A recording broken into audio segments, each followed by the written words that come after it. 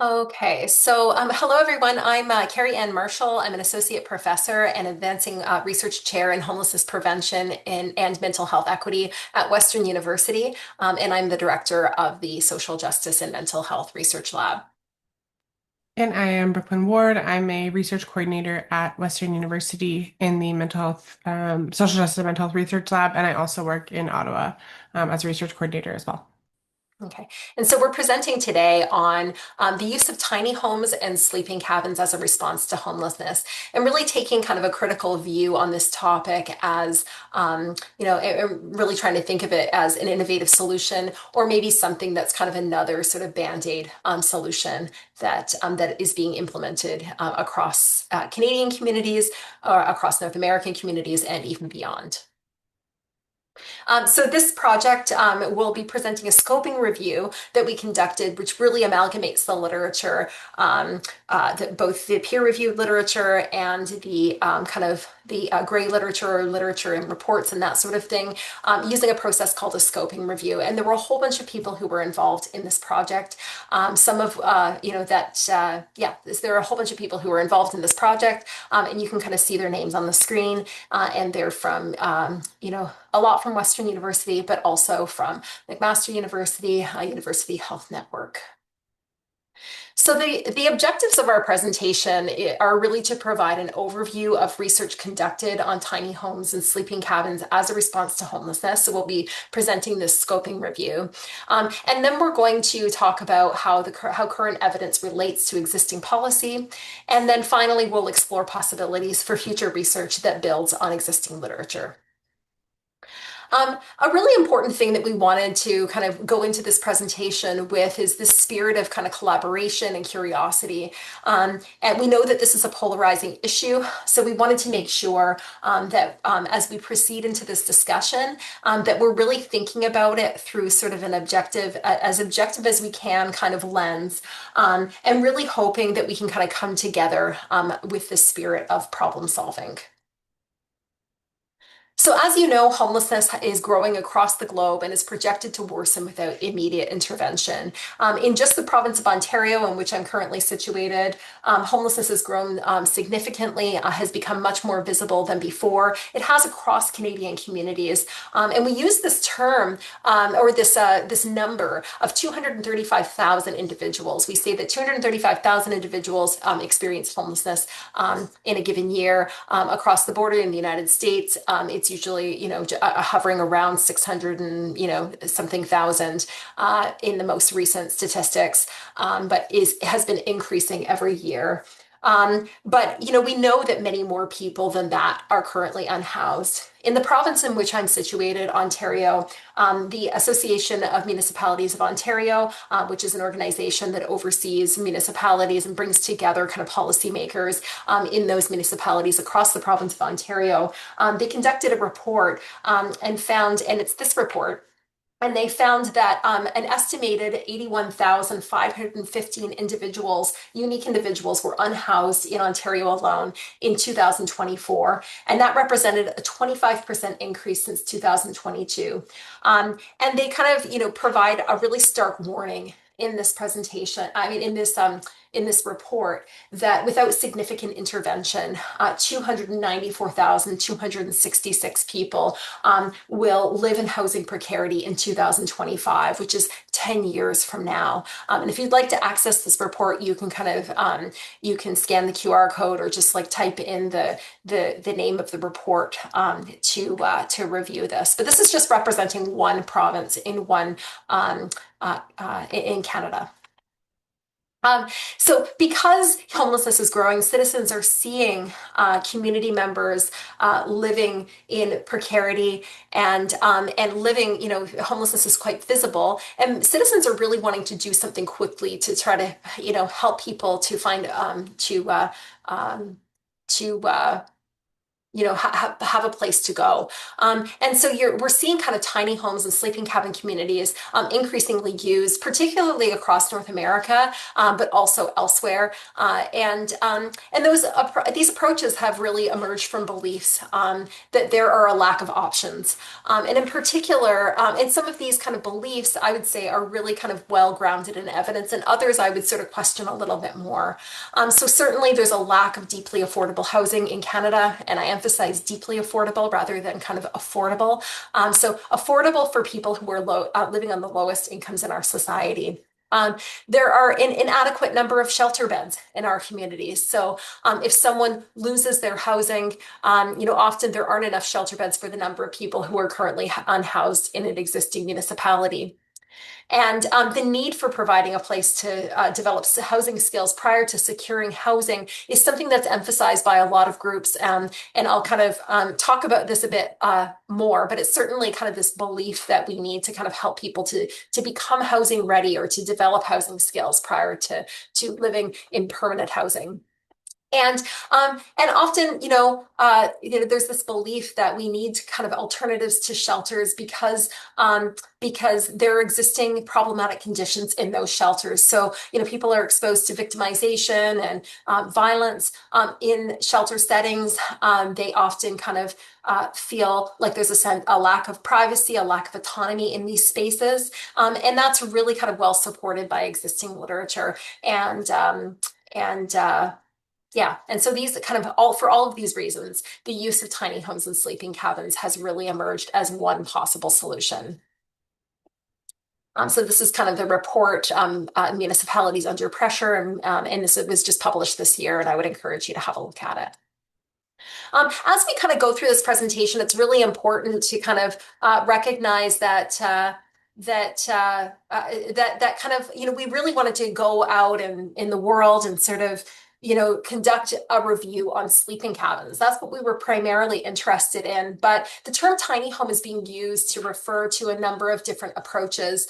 And so we found it really difficult to kind of pull these two interventions apart. And so for that reason, what we have done is we are defining what we mean by tiny homes and sleeping cabins, so that you kind of know how we're talking about each of them. And so we'll kind of, revisit this as we go through our presentation. But for us, a tiny home is a small dwelling with all amenities, including running water, a washroom and cooking facilities, electricity and heating, all of the things that you would expect to see in a typical home. A sleeping cabin is a very small shelter with no amenities like running water, washrooms or cooking facilities, but often electricity and heating within the single unit. Sleeping cabins tend to be about 8 by 10 in size. Tiny homes tend to be a little bit larger. And the sleeping cabin communities are often built around a central, a building where kind of like some of the amenities like cooking facilities and washrooms and running water are located, as opposed to tiny homes, where everything is contained in the unit. An example of a tiny home community is this one. It's a community in New Brunswick called 12 Neighbors. And all of these homes that you see in this picture here are all tiny homes. They have everything that you would expect to see in a larger home, but kind of compact compacted in a smaller size. So everything that a person might need. And this is actually permanent housing, not transitional housing, which is a nice feature. This is kind of a close-up of one of the units in the 12 Neighbors community, and you can see these are quite lovely units that are sort of just quite small as well. They have the solar panel on the roof that's powering the electricity and so on. Another example of this is in Prince Edward County in Ontario, Canada, an organization called Kate's Rest. Kate's Rest is an organization that I've had the honor of working with or collaborating with in my research. And this is kind of an example of what you would see at Kate's Rest.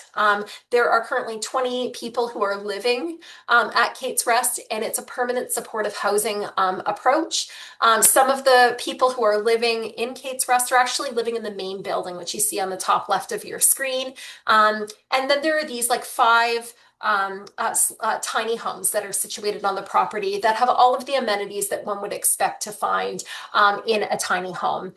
In the middle bottom of the screen, you'll see an example of one of the tiny homes that exists on the property. And also on the right bottom, you'll see another kind of tiny home at the back of the photograph.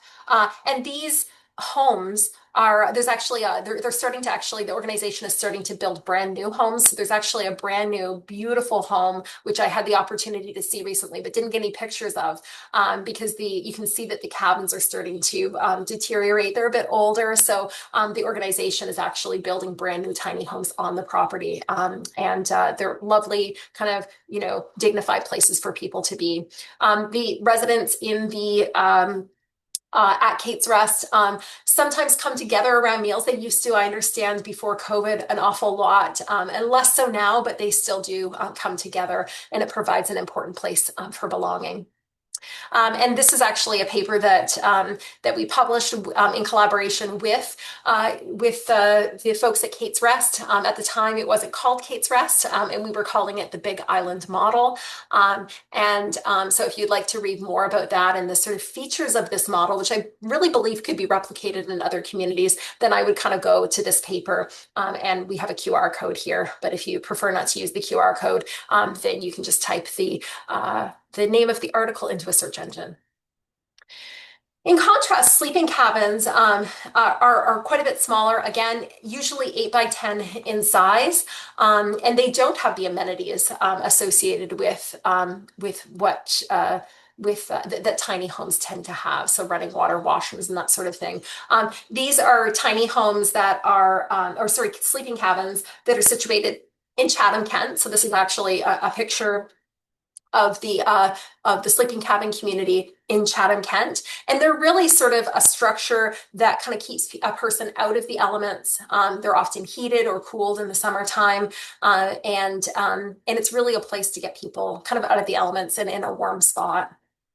These are pictures of the sleeping cabins that were built in the Kingston community. And so they are kind of, again, small cabins and so on. These are pictures from the Hamilton, from one of the Hamilton groups that are delivering a sleeping cabin project. And I believe these are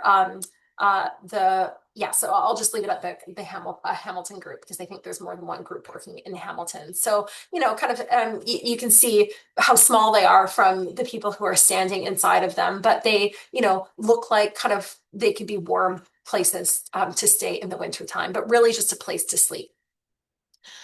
In terms of costs, I wouldn't kind of quote me on this or anything, quote us on this or anything, but but just kind of in a scan of literature available on the internet, you find, and also kind of from our research and looking at different kind of case studies of sleeping cabin communities, there are, the costs of sleeping cabins per unit tend to range from nothing. So sometimes they're like low cost grassroots builds with with donated materials, right up to kind of the Hamilton community paid $35,000 for a sleeping cabin where 2 people could sleep.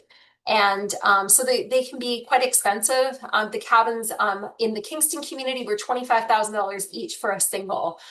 So they can be quite pricey in terms of setup costs.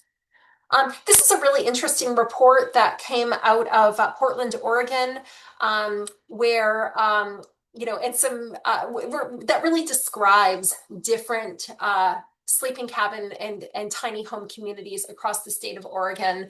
And it provides some really nice descriptions of those communities. I wouldn't say that it provides kind of any data that, as a researcher, I would call kind of effectiveness data or data that sort of tells us, the effectiveness of this approach over other approaches. But it's definitely worth looking at. It's really nicely laid out and can give you a sense of the various, options that are available. But you do see kind of press like the press on the right-hand side here that says study tiny home villages highly effective.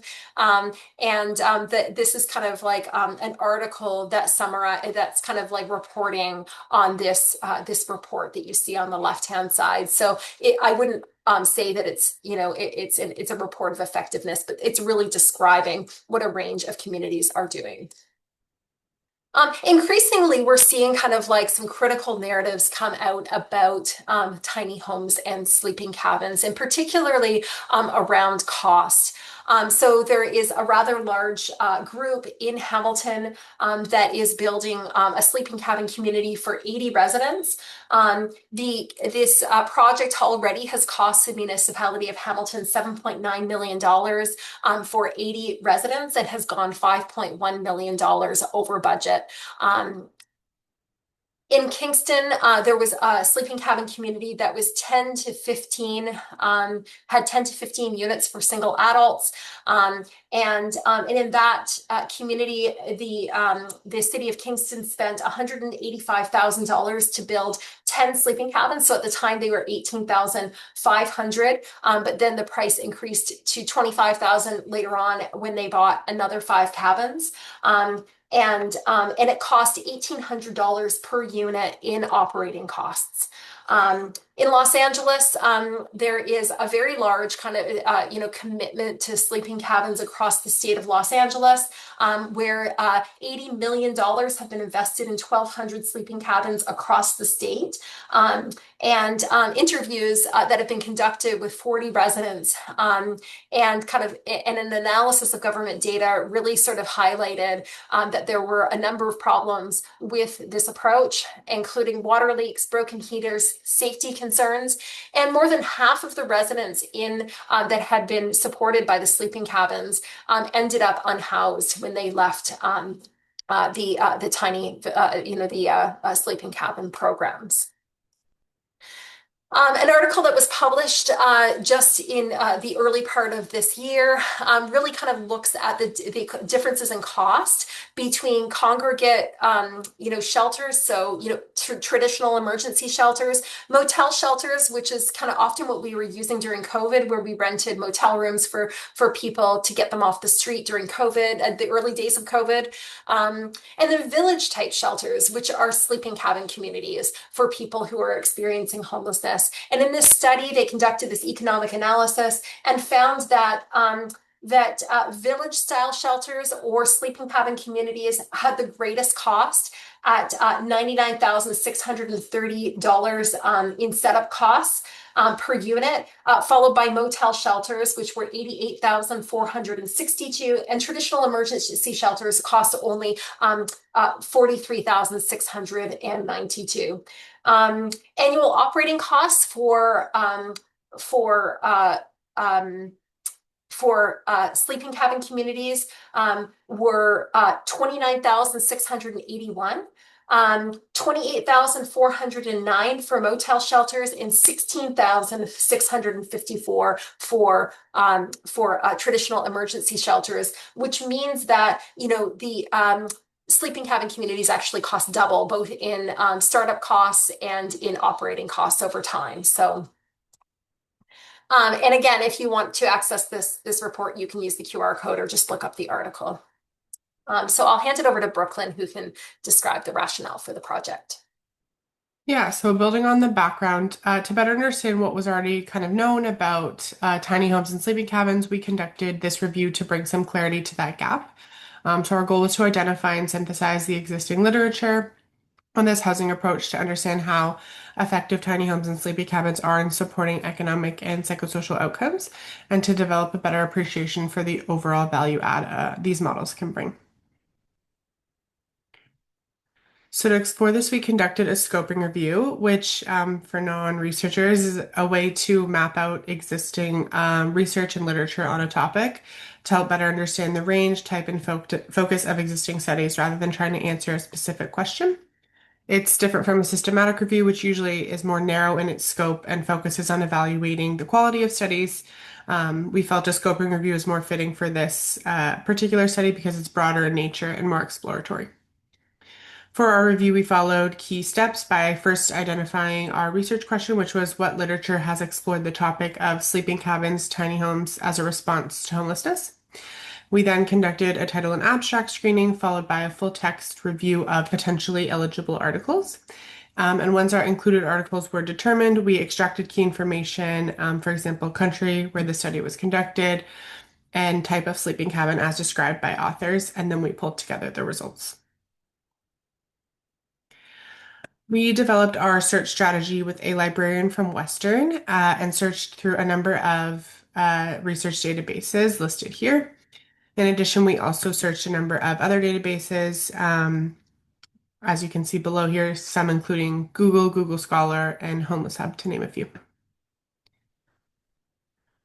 We considered studies of all ages and populations published at any time in any language across many types of research designs listed here, from empirical studies to dissertations, book chapters, and non-empirical work. The key was that the studies had to focus on tiny homes and sleeping cabins used in high-income countries as defined by the World Bank, and this was because we wanted to compare similar social and economic contexts. We excluded things like conference abstracts, student projects, book reviews, full books, and media articles. So after deploying our search, we began with 562 articles, and then after screening through the process, we included 116 articles that met our inclusion criteria and were included in this review. And of the included studies, 65 were empirical and 51 non-empirical. So the non-empirical studies are those that don't collect new data. Instead, they draw on existing research, theory, or expert insights. The empirical studies are those that collect and analyze real-world data, so surveys, interviews, observations, things like that. Within the empirical work, the qualitative studies you see here, about 43, focused on people's experiences and perspectives, often using interviews or narratives. And the quantitative studies use more numbers, so statistical analysis to measure outcomes or relationships. And then there was a few mixed method studies, and those combine both approaches, bringing together numerical data and then lived experience perspectives for a fuller understanding of a topic. Of the 116 included articles, 43 were peer-reviewed, 40 were not, and 33 were dissertation and theses. Most of the included articles were conducted in urban communities, as you can see here, about 80%, a majority coming from North America and mostly the United States. So 89 of the included articles coming from the US. The types of sleeping cabins or tiny homes as described by authors varied, with 49 speaking about tiny homes that included integrated amenities.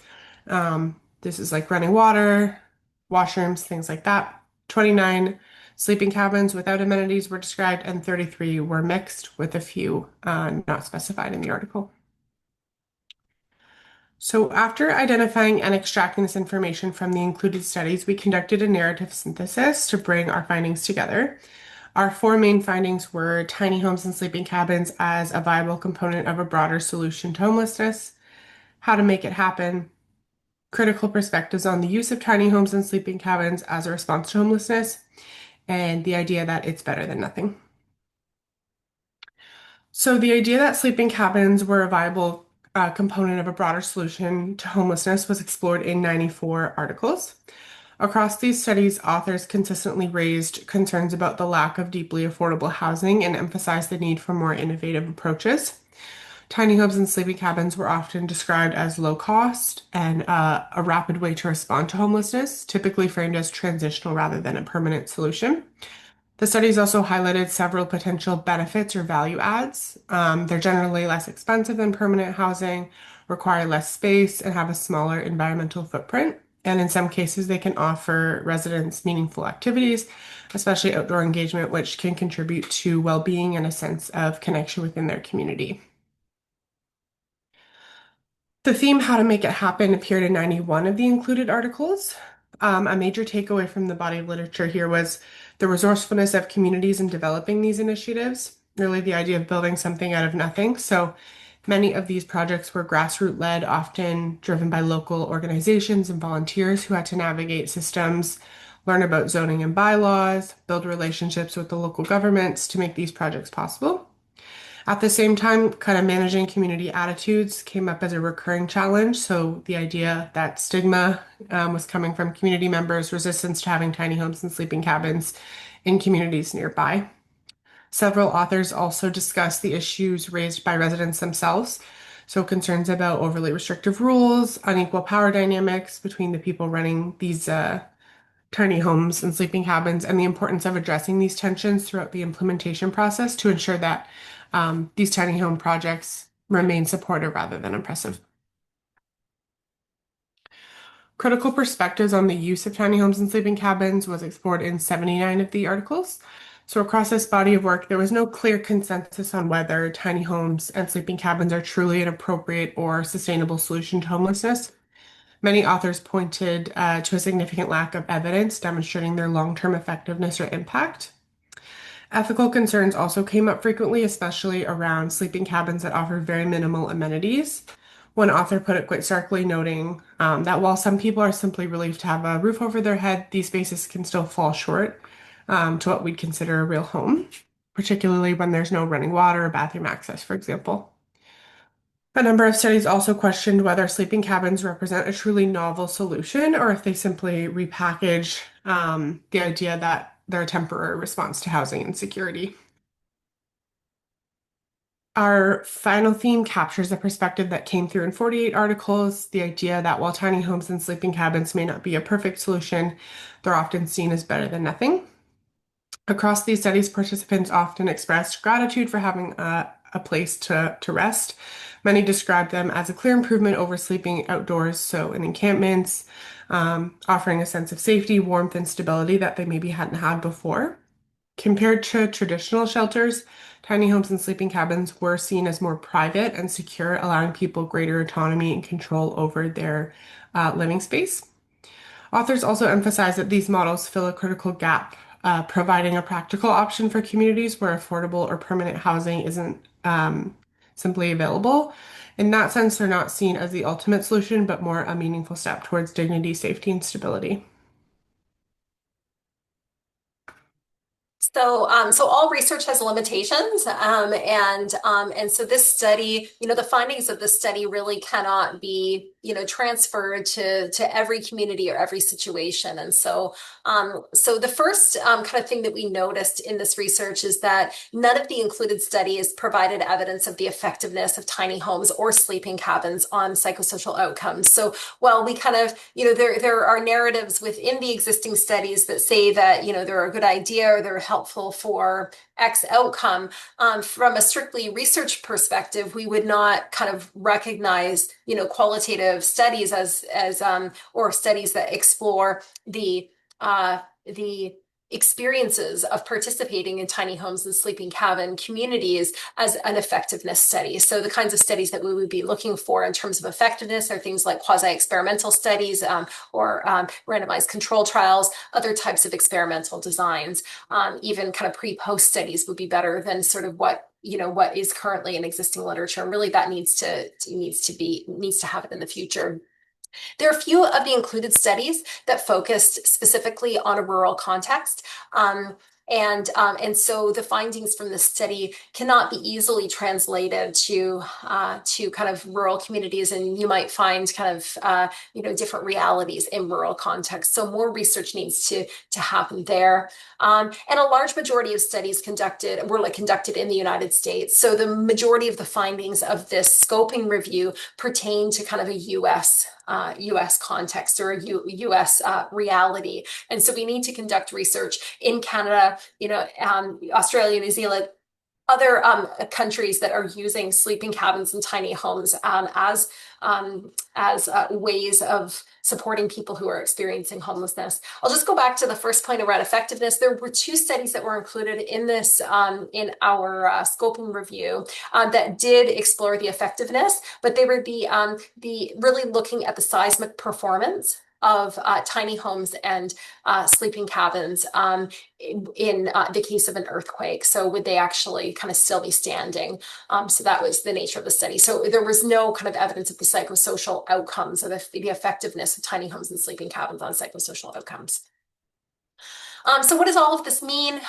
Well, this review really provides a foundation for future research exploring tiny homes and sleeping cabins. And we really hope that you see this as a way of thinking forward and thinking about what we might do next, perhaps even, conducting research on the psychosocial outcomes of tiny homes and sleeping cabins. There were a number of different ethical concerns raised in the articles that we included in our review. But those ethical concerns really kind of focused on sleeping cabins and not tiny homes. So all of those ethical concerns were really associated with sleeping cabins.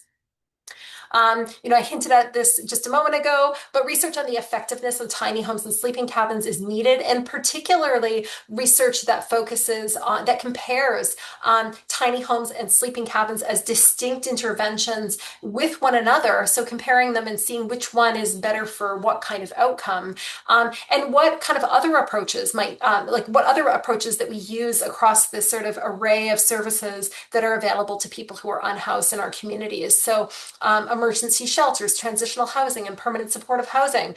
How do tiny homes and sleeping cabins fare against all of those other approaches? When should we, to inform when we should use one approach versus another? And economic analyses comparing tiny homes and sleeping cabins with permanent supportive housing are needed. So we had this, this economic analysis that I shared at the beginning of our presentation, looking at the differences in costs between these different, between motel shelters, sleeping cabin communities, and emergency shelters. But we do need those economic analyses to compare the cost of tiny homes and sleeping cabins with permanent supportive housing as well, to understand the cost there. It's really important to kind of use precise terminology when referring to sleeping cabins or tiny homes. So I hope that we've been clear about that in our presentation. They're really different interventions and need to be treated differently in future research and policy and practice. And this is kind of a case where we sort of, put the cart before the horse in many ways, where we're sort of investing hundreds of millions of dollars in sleeping cabin and tiny home communities across North America, and yet there is very little evidence to support their use in existing research on this topic. And so, that kind of that research needs to be conducted so that we have evidence that can inform policy. And, even if tiny homes and sleeping cabins end up being more expensive, there are other interventions that are known to be very expensive that one that comes to mind is assertive community treatment. So that's a very, very expensive approach, but we know that it has really good outcomes. And so those psychosocial outcomes that help, that we know assertive community treatment is really good at helping people move towards on their recovery journey. So that kind of those outcomes related to wellness warrant the high cost of that intervention. So we just don't know this here, and we need to conduct that research. There's some narratives that are used to kind of advocate for sleeping cabins that I think are really important that we, unpack a little bit or challenge. And so the first is that, unhoused individuals don't want to go to shelter, and ergo we need sleeping cabin communities. And so I would kind of challenge advocates, researchers, policymakers, and so on, that that perhaps individuals don't want to go to shelter with the way that they're currently set up. And with the current rules in those places. And I think that all of that can be changed. So it sort of feels like we're, throwing the baby out with the bathwater. While we need shelters, and I hope that we eventually don't need shelters at all, but while we need shelters, there is some possibility for sort of shifting how we deliver services within shelter settings and how they're sort of structured. And instead of coming up with an entirely different intervention that is actually, according to our research, is kind of the same kinds of issues seem to be coming up.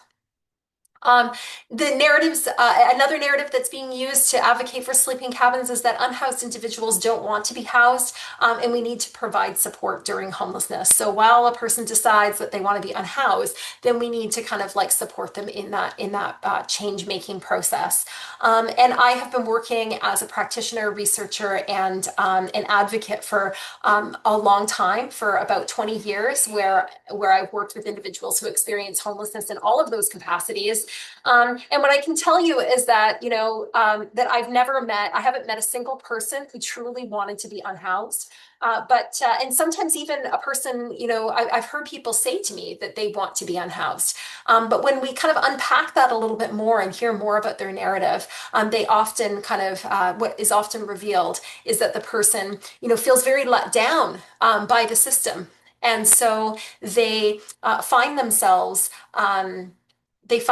saying that they don't want to be housed because the thought of asking for help again and not getting it is something that's very upsetting to them, and it would be, I think, for most of us. So an alternative perspective there is individuals are not provided with viable options, so remain in shelters and encampments, and so perhaps we need to create those viable options, like permanent supportive housing. Another narrative that's often used to advocate for sleeping cabins is that unhoused individuals, they need to learn skills before being housed so that they're housable. And so there, I think there's a lot of research that indicates, particularly around housing first, that people actually are born housing ready and tend to develop the skills in the environments in which they need them.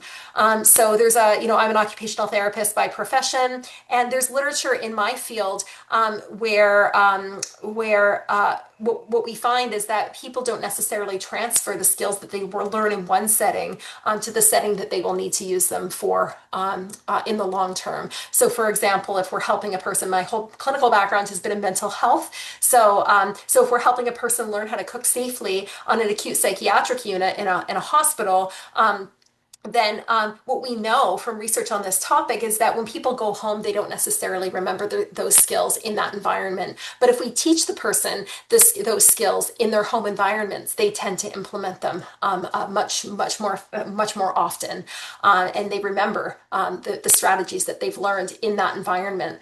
So I think the same thing goes with helping people to become housed following homelessness. Is that if we provide a person with permanent housing and we help them to learn those skills in that housing, then eventually we can sort of back away, and as they kind of become more and more independent and interdependent in their communities.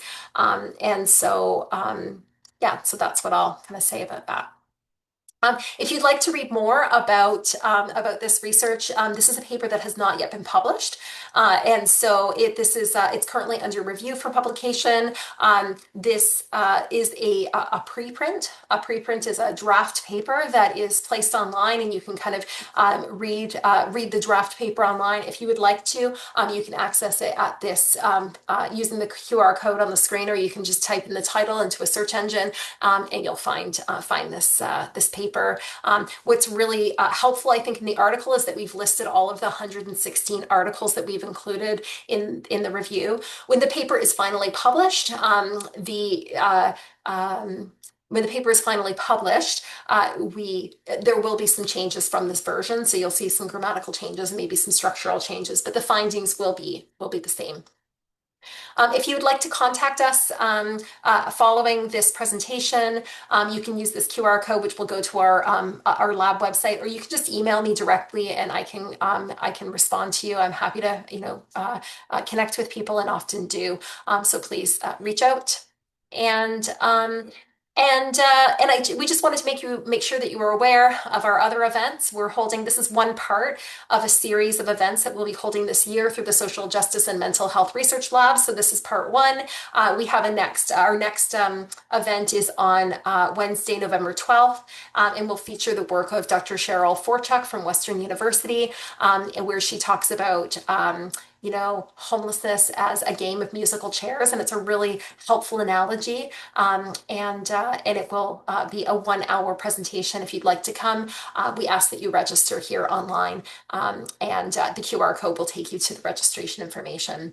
We also have a number of other kind of events coming up. So if you go to this part of our website, you'll find all of the events, and you can register for any of them. They're all free. They're all an hour long, once a month.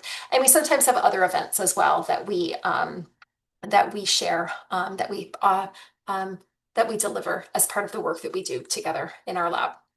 Okay. And so thank you very much for coming to our presentation and for your interest in this work.